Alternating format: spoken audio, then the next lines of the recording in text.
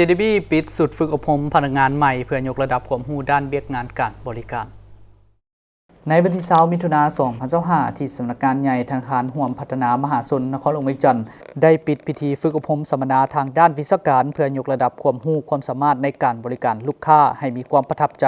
ให้พนักงานใหม่ที่ได้ผ่านการสอบเสียงคัดเลือกและสัมภาษณ์จึงสามารถคัดเลือกได้พนักงานใหม่จำนวน65คน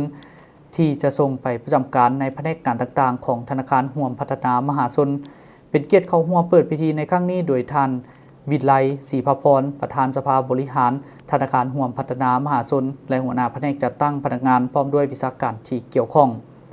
ในพิธีดังกล่าวได้รับฟังการอบรมจากท่านวิไลศรีภพรประธานสภาบริหารธนาคารห่วมพัฒนามหาชนโดยท่านได้ยกให้เห็นภาพรวมของธนาคารห่วมพัฒนา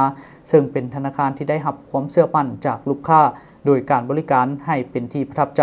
มีความทันสมัยได้มาตรฐานสากลถือเอาความต้องการของลูกค้าเป็นหลักพัฒนาผลิตภัณฑ์อย่างหลากหลายด้วยระบบเทคโนโลยีที่ทันสมัย